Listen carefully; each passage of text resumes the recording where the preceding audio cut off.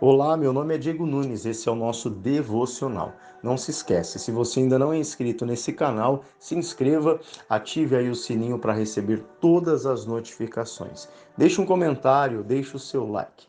Vamos hoje iniciar o nosso estudo sobre as 7 igrejas do livro aqui de Apocalipse. Para poder começar e iniciar esse estudo, falaremos aqui rapidamente sobre aquele que foi privilegiado para poder escrever essas revelações dadas por Cristo aqui no livro de Apocalipse. Estamos falando dele, do apóstolo João. O apóstolo João, com 90 anos ou mais, era pastor da igreja em Éfeso. Todos os apóstolos já tinham morrido, quando então ele foi deportado para a ilha de Patmos, por ordem do imperador Domiciano, que assumiu o governo de Roma em 81. A ilha de Patmos era uma área vulcânica, um lugar onde políticos eram levados para serem mortos, exilados na solidão. É nesse lugar de tanta luta para João, um lugar de tanta solidão, um lugar que parece ser o fim, que o Senhor decide se mostrar grande, o Senhor decide se revelar totalmente ao João. E ali naquele lugar, o João ele tem uma visão, ele ouve uma voz, e quando ele se vira, a visão é das 7 igrejas e o Cristo no meio delas, sustentando e tecendo a essas igrejas elogios e críticas. Dessas 7 igrejas, uma só igreja não vai receber crítica, que é a igreja de Esmirna. Mas hoje nós vamos começar lá pelo início, para que nós possamos seguir a ordem certa, e vamos falar sobre a primeira igreja, que é a igreja de Éfeso. Estamos aqui em Apocalipse, capítulo 2, versículo 7. Ao anjo da igreja em Éfeso escreve: Estas coisas diz aquele que conserva na mão direita as 7 estrelas e que anda no meio dos 7 candeeiros de ouro. Conheço as tuas obras, tanto o teu labor como a tua perseverança, e que não podes suportar homens maus, e que pusestes à prova os que a si mesmo se declaram apóstolos e não são, e os achastes mentirosos, e tens perseverança, e suportaste provas por causa do meu nome, e não te deixastes esmorecer. Tenho, porém, contra ti que abandonaste o teu primeiro amor. Lembra-te, pois, de onde caíste, arrependa-te e volta à prática das primeiras obras. E se não, venho a ti e moverei do seu lugar o teu candeeiro, caso não te arrependas. Tenho versículo 6. Tens, contudo, a teu favor que odeia as obras dos nicolaítas, as quais eu também odeio. Quem tem ouvidos, ouça o que o Espírito diz às igrejas. Ao vencedor, dar-lhe-ei que se alimente da árvore da vida que se encontra no paraíso de Deus. E essa foi a revelação de Cristo a primeira igreja, que é a igreja de Éfeso. E ela não foi a primeira igreja simplesmente por uma questão aleatória. A primeira das 7 cartas enviadas às igrejas da Ásia é para a capital da Ásia. A igreja de Éfeso ficava na maior cidade, na mais influente. Foi para esta cidade que o apóstolo Paulo se dirigiu em sua terceira viagem missionária. E lá ele permaneceu por 3 anos. E ali naquele lugar, na igreja de Éfeso, em Éfeso, ele passa a plantar outras igrejas através de Éfeso. E de lá vieram outras como Esmirna, Pérgamo, Tiatira, Sardes, Filadélfia, Laodiceia. Ali ficava em Éfeso, o porto mais importante da Ásia, ou seja, era um lugar onde se concentrava muitas pessoas indo e vindo ali naquele porto. Também um lugar de idolatria, um lugar pagão, onde se adorava uma deusa chamada Diana, que segundo a mitologia é a deusa da caça e da lua, filha de Júpiter e Latona, e irmã gêmea de Apolo. Um lugar de grande devassidão moral e espiritual. Ou seja, ali em Éfeso era um ambiente onde os cristãos eram perseguidos de maneira implacável.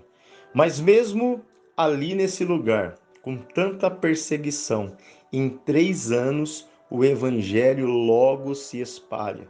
Começa a impactar vidas, ao ponto de feiticeiros se converterem e queimarem seus livros em praça pública, ao confessarem agora a sua fé em Cristo. Aleluias. Em Atos capítulo 19, versículo 10, a Bíblia diz que a palavra de Deus prevaleceu. Paulo, ele sai de Éfeso e é preso em Jerusalém. Depois ele é transferido para Cesareia, onde ficou 2 anos preso, e depois em Roma, onde também ficou 2 anos preso. E é de Roma que ele escreve a carta à igreja de Éfeso. E ali nessa carta o Paulo exalta uma das maiores marcas dessa igreja de Éfeso, que é o amor. Era uma igreja amorosa. Depois que o Paulo ele sai da sua primeira prisão, o Paulo institui Timóteo a pastor em Éfeso. E mais tarde, o apóstolo João, como nós falamos aqui no início, o João, quem é colocado como pastor dessa igreja, e foi ali que ele foi deportado para a ilha de Patmos por ordem do imperador Domiciano. E aí nessa ilha ele vai escrever o livro de Apocalipse. Quando a carta de Éfeso ela é escrita e enviada, você tem aqui da inauguração dessa igreja para essa data aqui onde nós estamos lendo no Apocalipse 2:7, a carta chegando ali para a igreja de Éfeso, se passaram ali 40 anos. Nós já não estamos mais na primeira geração da igreja, talvez já estamos na segunda geração. E nesses 40 anos, percebe-se que essa igreja ela continua envolvida no trabalho de Deus. Quando ali o Senhor vai falar dos elogios, nós vamos falar sobre eles, isso fica perceptível. Porém, essa igreja ela havia perdido o primeiro amor. Provavelmente eles acabaram entrando na rotina, vivendo ali a vida de maneira automática, e eles continuaram fazendo tudo que eles faziam antes, porém eles não tinham mais aquele brilho nos olhos. Então vamos iniciar o nosso estudo aqui, iniciando com a mensagem que Cristo ele vem trazer para essa igreja em Éfeso. E para a gente poder entender isso, lá no começo, ele diz exatamente assim, ó: ao anjo da igreja em Éfeso escreve: estas coisas diz aquele que conserva na mão direita as 7 estrelas e que anda no meio dos 7 candeeiros de ouro. Aquele que anda no meio dos 7 candeeiros de ouro. Aqui o Senhor Jesus ele demonstra nessa carta que ele anda no meio da sua igreja. Nós estamos preparados para ver Jesus em cenários celestiais. Eu creio que ele é poderoso, eu creio que ele é amoroso, que ele é dono de tudo, que ele é poderoso nos céus e na terra. Nós estamos preparados para isso, mas muitas vezes nós não estamos preparados para poder ver o Cristo andando no meio da igreja. Se nós chegamos até onde nós chegamos, é porque Cristo, ele permanece conosco. E a presença dele está conosco, trazendo a nós segurança. Olha, igreja de Éfeso, eu sou aquele que ando no meio da igreja. Eu sou aquele que está no meio de vocês. Então esse é o primeiro recado dessa mensagem. Como diz aqui, ó, ele tinha nas mãos. Quando esse termo é usado aqui, onde ele tinha nas mãos, como alguém que não só segura algo, como alguém segurando um caderno, por exemplo. Eu estou segurando um caderno, mas aquele caderno não está totalmente envolvido nas minhas mãos. Embora ele esteja seguro, não está completamente nas minhas mãos. Mas imagina algo menor, como uma chave, que conseguimos segurar totalmente, conseguimos envolver totalmente. Assim, a igreja está nas mãos de Cristo. A igreja não está escapando nas mãos dele, a igreja não está sobrando das mãos dele, mas a igreja está totalmente envolvida em suas mãos. E aí ele vai começar aqui falar elogios a essa igreja. Então ele começa dizendo que essa igreja em Éfeso é uma igreja fiel às Escrituras. Vamos ver isso lá no texto para a gente poder entender melhor. Versículo 2: Conheço as tuas obras, tanto o teu labor como a tua perseverança, e que não podes suportar homens maus, e que puseste à prova os que a si mesmos se declaram apóstolos e não são, e os achastes mentirosos. E tens perseverança e suportaste provas por causa do meu nome e não te deixaste esmorecer. Olha que interessante, ali naquela igreja, apóstolos, falsos apóstolos tinham se levantado, cargos de autoridade daquela igreja.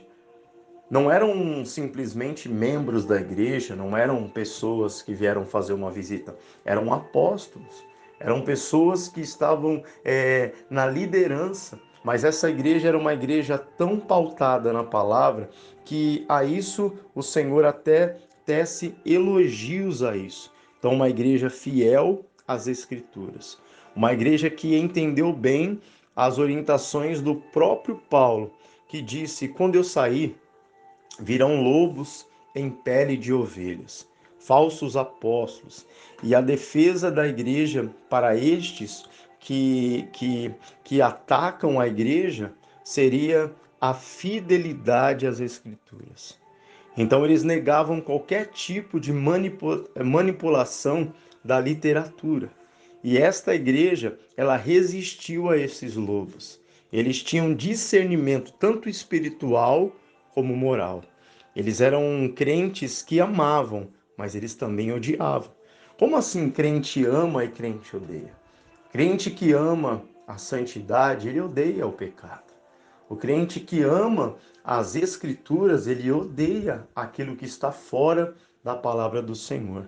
Então o Senhor teceu elogios a essa igreja por conta disso. Então eles tinham discernimento tanto espiritual como moral. Então eram crentes que amavam e também odiavam, como eles vão fazer aqui, como está escrito, que eles odiavam os nicolaítas. Quem são esses nicolaítas aqui? Os nicolaítas são aqueles que ensinam a comer coisas sacrificadas, aprovam a vida devassa, sem proibição, ou seja, aqueles que dizem tudo pode fazer tudo. E esses eram odiados pela igreja de Éfeso. Como o próprio Deus também, o Senhor Jesus disse, eu também os odeio. E essa igreja, como qualquer outra igreja, ela recebe o poder de Cristo. A igreja aqui na terra ela tem o poder. E para que é esse poder? Para pregar a palavra. Que a igreja ela não venha usar o poder para fazer outra coisa que não seja pregar o verdadeiro evangelho de Cristo. Um segundo elogio aqui a uma observação de Cristo é uma igreja que era dedicada no trabalho, no labor, na obra. E esse termo é um termo que se usa para aquele que soa a camisa. Tanto que Deus usa Éfeso para abrir outras igrejas. Ela é praticamente uma igreja aí missionária. E um terceiro elogio, uma igreja que permaneceu firme mesmo diante das tribulações. Eles passavam por essas tribulações, não por conta de escândalos, não é, estão passando por luta porque também são todos errados. Não, eles estavam passando por essas tribulações por pregarem a verdadeira palavra de Deus. Pois o mundo nunca será favorável à igreja. Nós somos e sempre seremos inimigos do mundo. Então, os elogios a essa igreja, a igreja de Éfeso, foi: vocês são fiéis à Escritura. Parabéns. Ninguém entra aí e fala qualquer besteira. Ninguém entra aí e distorce o evangelho. E vocês são bem dedicados, vocês soam a camisa, vocês trabalham de verdade. E mesmo diante das tribulações que vocês sofrem por trabalhar com tanto afinco, mesmo assim vocês permanecem, vocês continuam. Vocês são inimigo do mundo. O mundo é inimigo de vocês, mas vocês estão de pé. Aqui o Senhor Jesus, ele vai começar a falar sobre algo que o incomoda naquela igreja. E o que incomodava o Senhor naquela igreja? O que ele tinha contra aquela igreja? A repreensão do noivo Jesus é por conta da frieza de sua igreja. Ela não estava mais na mesma essência do início. Eles acostumaram com a rotina e continuaram fazendo tudo da mesma maneira, porém não com o mesmo sentimento. Ou seja, eles estavam frios. Eles substituíram o Senhor da obra pela obra do Senhor. E o amor é a marca do cristão. Não dá para viver com Cristo só com conhecimento e sem o amor. Um grande sinal que perdemos esse amor é quando nós temos a capacidade de identificar que alguém perdeu o primeiro amor, mas não somos capazes de identificar em nós mesmos, e isso é porque nós não conseguimos mais olhar para dentro de nós. Você vê que essa igreja fazia isso. Essa igreja, ela conseguiu identificar os nicolaítas, conseguiu identificar falsos apóstolos, mas eles não conseguiram identificar que eles estavam se afastando do Senhor. Mas diante de tudo isso, o Senhor não está aqui com uma carta de condenação. Ele trouxe os elogios, ele trouxe os problemas, mas ele também trouxe aqui a chamada a um novo recomeço. E para esse novo recomeço, eles deveriam lembrar de onde eles caíram. Voltar lá, quando foi? O que eu estava fazendo? Por que eu estive nessa situação de queda? E quando entendessem por que eles caíram, eles deveriam ali se arrepender. Não o arrependimento simplesmente do choro, o arrependimento do remorso, mas o arrependimento que os levariam a resolver. E assim que resolvessem, eles deveriam voltar, recomeçar, voltar ao primeiro amor. Ou seja, eles deveriam mostrar o fruto do arrependimento. Para a gente finalizar, eu quero falar sobre a consequência que teria caso eles não se arrependessem. Caso não faça o que tem que fazer, eu virei e removerei o seu candeeiro. Esse candeeiro representava o brilho daquela igreja. E por incrível que pareça, hoje, aquele lugar só tem ruína, pedras reviradas, e onde aquela igreja existiu, não existe nem 1% de crentes. Igrejas viraram bar, boates ou mesquitas muçulmanas. Mas mesmo aquele lugar sendo destruído, mesmo aquela igreja não fazendo o que a carta pediu para ela fazer, tem uma esperança, porque ele finaliza dizendo: mas ao vencedor eu darei que ele se alimente da árvore da vida eterna que está no paraíso. Ou seja, o primeiro amor, ele nos conduz à salvação.